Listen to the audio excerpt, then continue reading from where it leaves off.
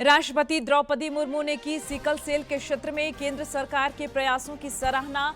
कहा 7 करोड़ से ज्यादा लोगों की हो चुकी है स्क्रीनिंग। रक्षा राज्य मंत्री संजय सेठ और सांसद विद्युत वरण महतो ने रामपुर महुलिया सड़क के चौड़ीकरण कार्य का किया शिलान्यास। बढ़ेगी कनेक्टिविटी, जनसंवाद में उमड़ी भीड़। केंद्रीय तसर एवं प्रशिक्षण अनुसंधान संस्थान नगड़ी मना रहा है 62वां स्थापना दिवस। किसानों की आमदनी बढ़ाने में संस्थान निभा रहा महत्वपूर्ण भूमिका। और रांची में आयोजित साउथ एशियन थ्रोबॉल चैंपियनशिप प्रतियोगिता संपन्न। भारत बना चैंपियन। महिला और पुरुष दोनों वर्गों में जीता स्वर्ण पदक।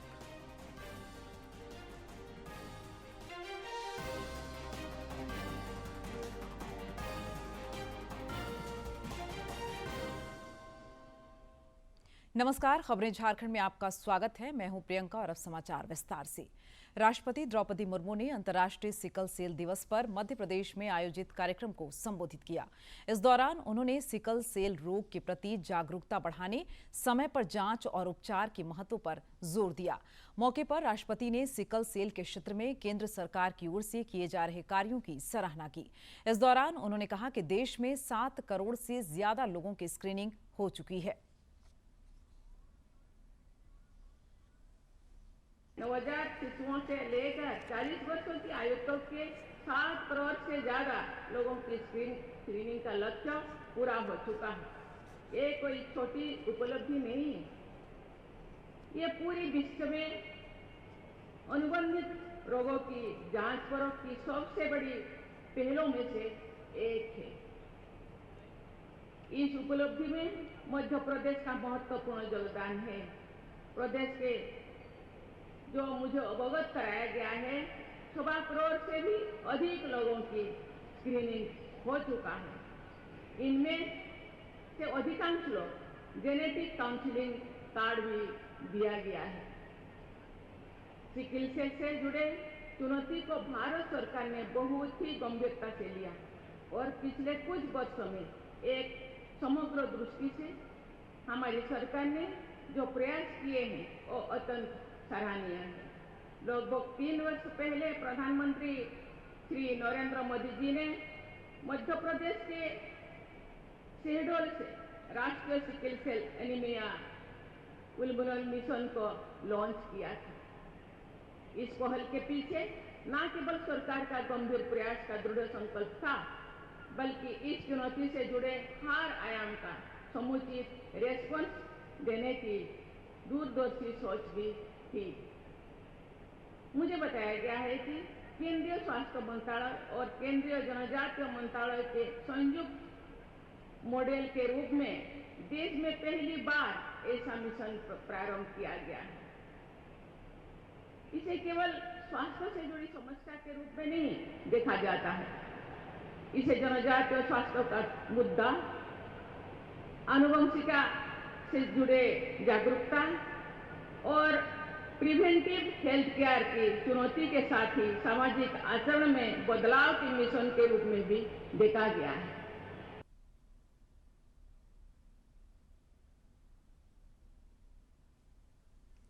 प्रधानमंत्री नरेंद्र मोदी फ्रांस की यात्रा के क्रम में विभिन्न बैठकों और कार्यक्रमों में हिस्सा ले रहे हैं। उन्होंने यात्रा के संबंध में सोशल मीडिया पर एक वीडियो साझा किया।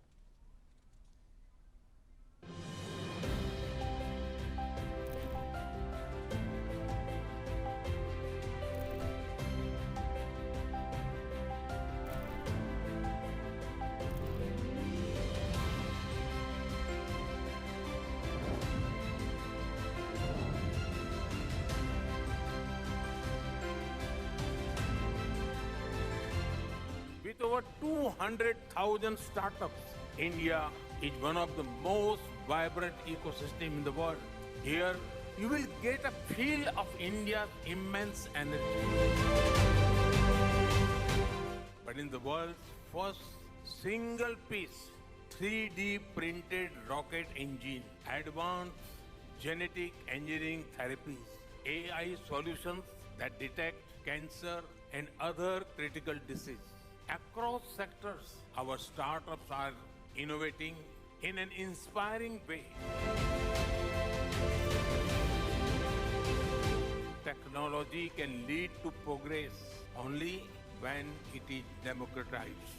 India believes that in this era of disruption, technology must deliver for all. प्रधानमंत्री नरेंद्र मोदी आज नई दिल्ली के विज्ञान भवन में आयोजित विशेष कार्यक्रम में प्रधानमंत्री विकसित भारत रोजगार योजना के तहत लाभार्थियों के बीच लगभग 2,400 करोड़ रुपए की प्रोत्साहन राशि वितरित करेंगे। इस योजना के तहत पहली बार नौकरी पाने वाले युवाओं को 15,000 रुपए तक की एकमुश्त प्रोत्साहन राशि दी जा रही है। इसके तहत रांची के डोरंडा स्थित शौर्य सभागार में आयोजित मुख्य कार्यक्रम में रक्षा राज्य मंत्री संजय सेठ मुख्य अतिथि होंगे, जबकि बोकारो स्टील लिमिटेड के सभागार में होने वाले कार्यक्रम में सांसद ढुल्लू महतो शिरकत करेंगे। प्रधानमंत्री विकसित भारत रोजगार योजना के अंतर्गत लगभग 2400 करोड़ रुपए की प्रोत्साहन राशि का वितरण करेंगे। 99,446 करोड़ रुपए के कुल परिव्यय वाली इस योजना का उद्देश्य 2 सालों में 3.5 करोड़ से ज्यादा रोजगार सृजित करने के लिए प्रोत्साहन देना है। इनमें से लगभग 1.92 करोड़ लाभार्थी पहली बार कार्यबल में प्रवेश करेंगे, तो वहीं इस प्रोत्साहन के माध्यम से देश भर में 15 लाख रोजगार के अवसर सृजित किए जा चुके हैं। आपको बता दें कि पीएम वीपीआरवाई योजना का उद्देश्य श्रमिकों और नियोक्ताओं दोनों को औपचारिक अर्थव्यवस्था में भाग लेने के लिए प्रोत्साहित करना है। प्रधानमंत्री मोदी कल पश्चिम बंगाल से पीएम किसान सम्मान निधि की 23वीं किस्त जारी करेंगे। इसके अंतर्गत झारखंड समेत देश भर में 94 करोड़ से अधिक किसानों के बैंक खातों में 18,880 करोड़ रुपए से अधिक की राशि जारी की जाएगी। इस किस्त से 2 करोड़ 18 लाख से अधिक महिला किसानों को भी लाभ मिलेगा।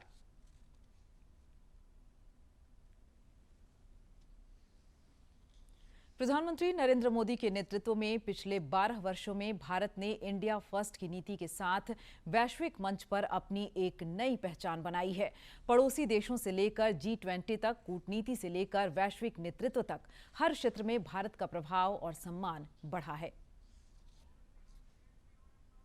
आज भारत विश्व मित्र के रूप में अपनी जगह बना पाया है। पूरा विश्व भारत में अपना मित्र खोज रहा है। देश तो तब आगे बढ़ता है जब फैसलों की एकमात्र कसौटी हो नेशन फर्स्ट, राष्ट्र प्रथम। और आज हम इसके परिणाम भी देख रहे हैं।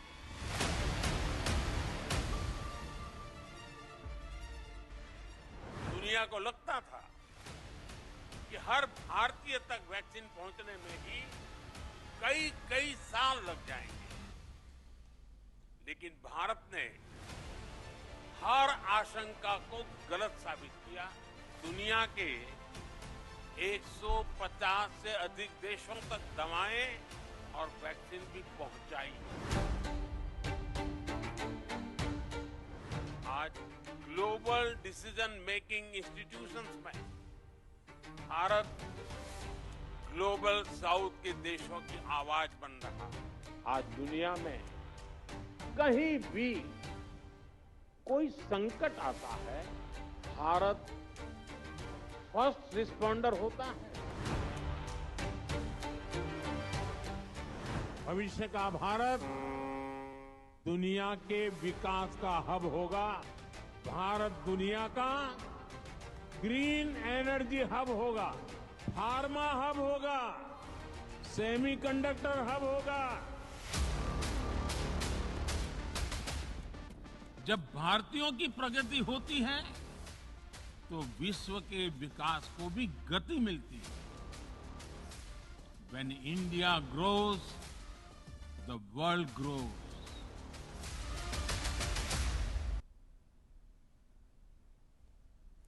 केंद्रीय रक्षा राज्य मंत्री संजय सेठ और जमशेदपुर के सांसद विद्युत वरण महतो ने रामपुर महुलिया सड़क के सुदृढ़ीकरण और चौड़ीकरण कार्य का शिलान्यास किया।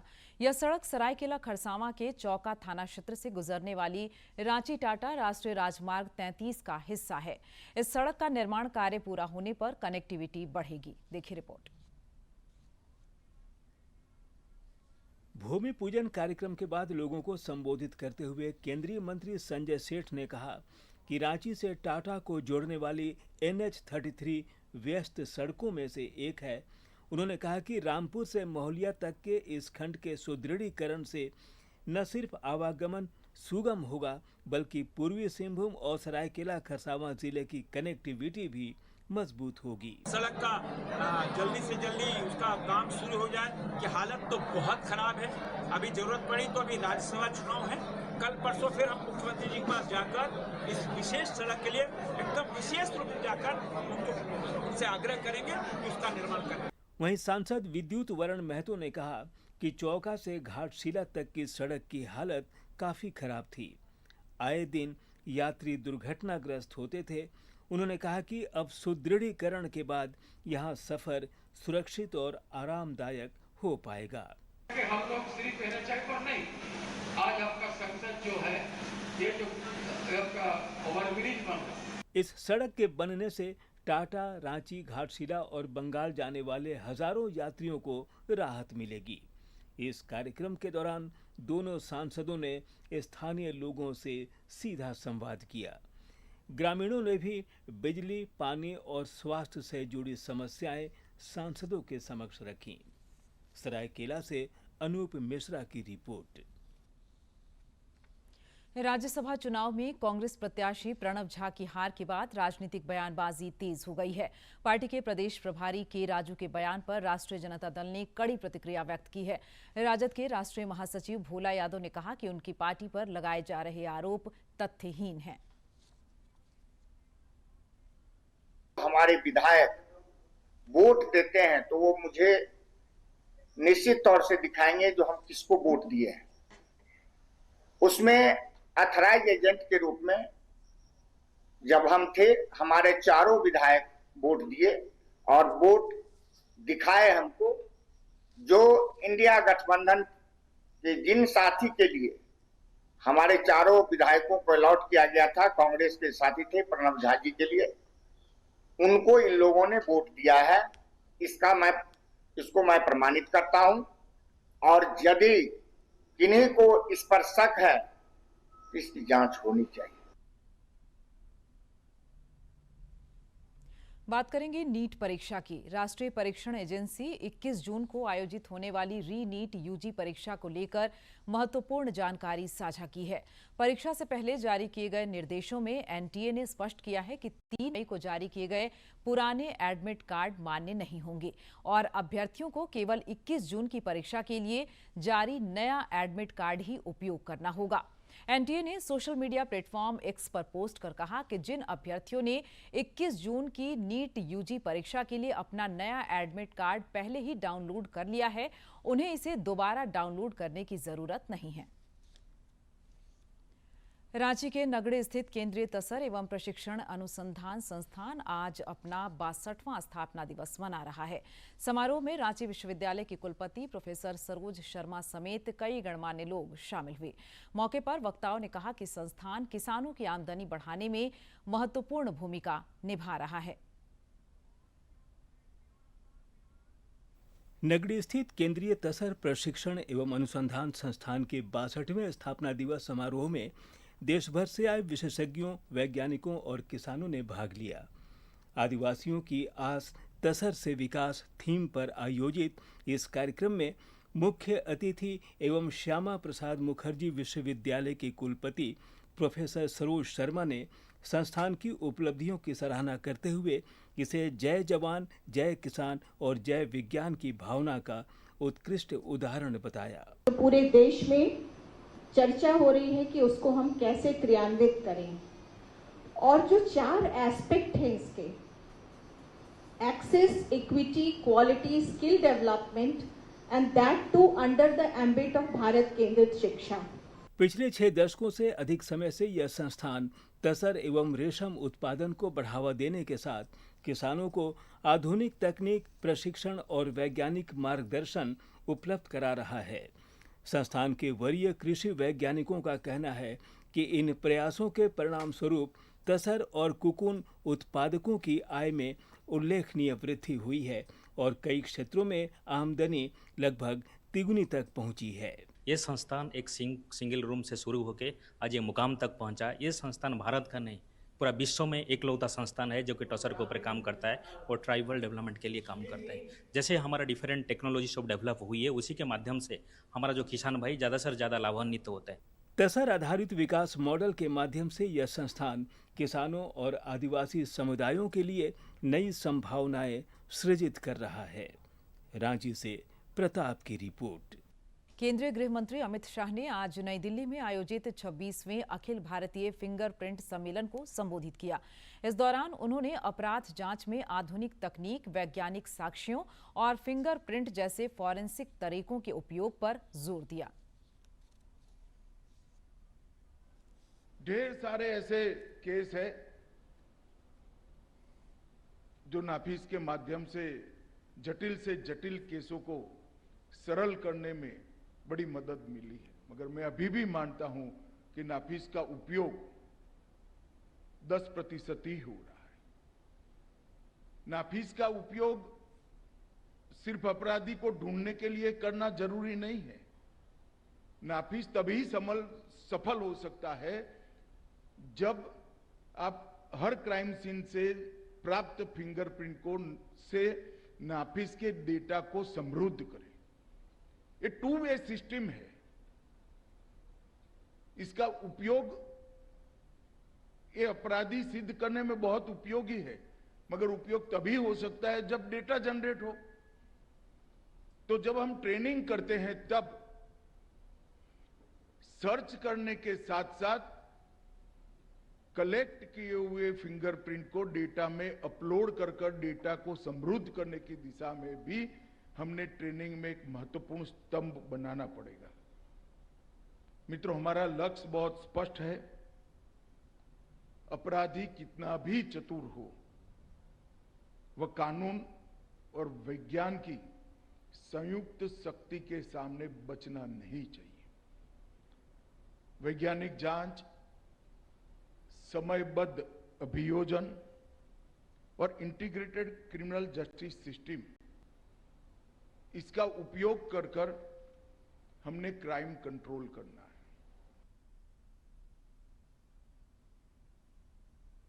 और अब बात अंतर्राष्ट्रीय योग दिवस की। अंतर्राष्ट्रीय योग दिवस को लेकर पश्चिम बंगाल में भव्य तैयारियां की जा रही हैं। इसी कड़ी में आज कोलकाता में योग मैराथन का आयोजन किया गया। इस कार्यक्रम में मुख्यमंत्री शुभेंदु अधिकारी और केंद्रीय आयुष राज्य मंत्री प्रताप राव जाधव भी शामिल हुए। अंतर्राष्ट्रीय योग दिवस को लेकर पश्चिम बंगाल में भव्य तैयारियां की जा रही हैं।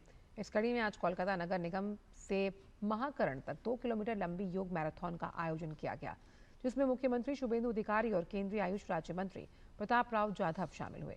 मुख्यमंत्री ने बताया कि प्रधानमंत्री की मौजूदगी में रेड रोड पर होने वाले मुख्य योग दिवस समारोह को ध्यान में रखते हुए कोलकाता के 11 स्थानों पर विशेष कार्यक्रमों का आयोजन किया जा रहा है। इसके अलावा गंगा नदी में 500 नौकाओं के माध्यम से वंदे योगम अभियान चलाया जाएगा और ड्रोन शो का भी आयोजन होगा। उन्होंने कहा कि प्रधानमंत्री की उपस्थिति में 35,000 लोगों के एक साथ योग अभ्यास करने की व्यवस्था की गई है, जबकि कोलकाता नगर निगम के 144 वार्डों में करीब 10 लाख लोगों की भागीदारी सुनिश्चित करने की तैयारी की गई। मुख्यमंत्री ने कहा कि इस बार कोलकाता योग दिवस के अवसर पर एक नया रिकॉर्ड बनने जा रहा है। प्रधानमंत्री नरेंद्र मोदी की पहल के बाद योग से स्वस्थ जीवन अपनाने का संकल्प दुमका में जन अभियान बन चुका है। यहां की महिलाएं नियमित योगाभ्यास कर निरोगी जीवन जी रही हैं। देखिए रिपोर्ट।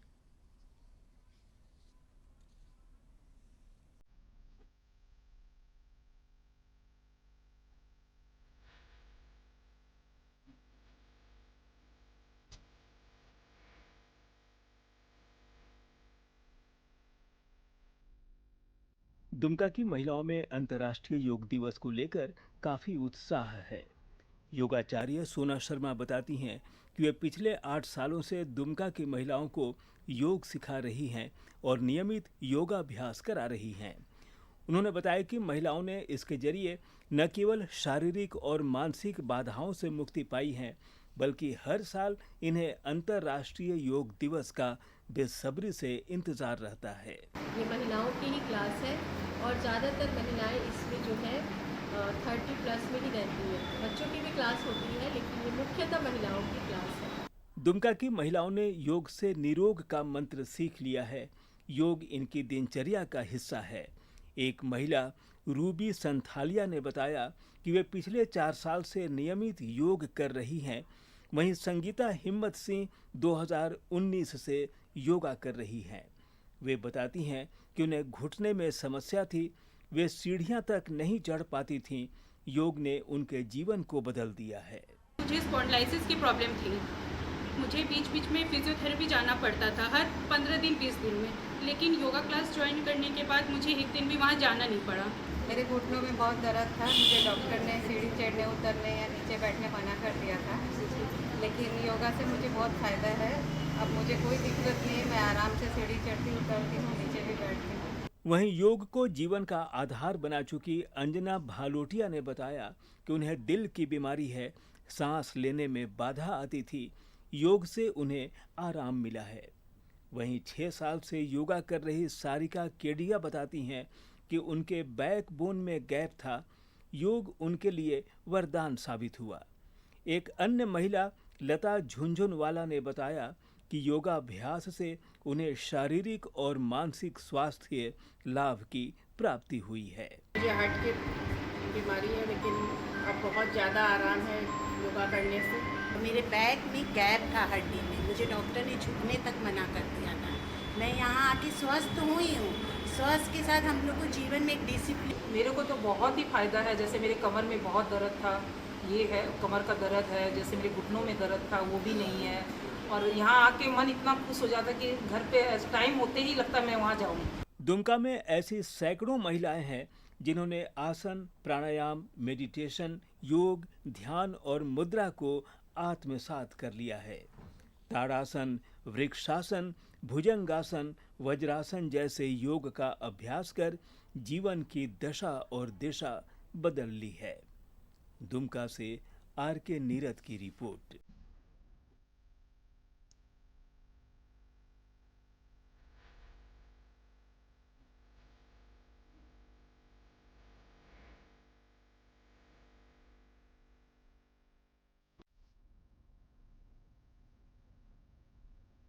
अंत में मुख्य समाचार एक बार फिर।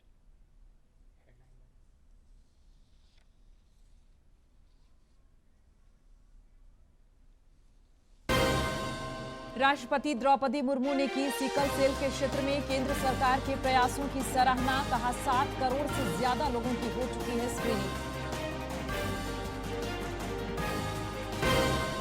रक्षा राज्य मंत्री संजय सेठ और सांसद विद्युत वरण महतो ने रामपुर महुलिया सड़क के चौड़ीकरण कार्य का किया शिलान्यास। बढ़ेगी कनेक्टिविटी, जनसंवाद में उमड़ी भीड़। केंद्रीय तसर एवं प्रशिक्षण अनुसंधान संस्थान नगड़ी मना रहा है 62वां स्थापना दिवस। किसानों की आमदनी बढ़ाने में संस्थान निभा रहा महत्वपूर्ण भूमिका। और रांची में आयोजित साउथ एशियन थ्रोबॉल चैंपियनशिप प्रतियोगिता संपन्न। भारत बना चैंपियन। महिला और पुरुष दोनों वर्गों में जीता स्वर्ण पदक।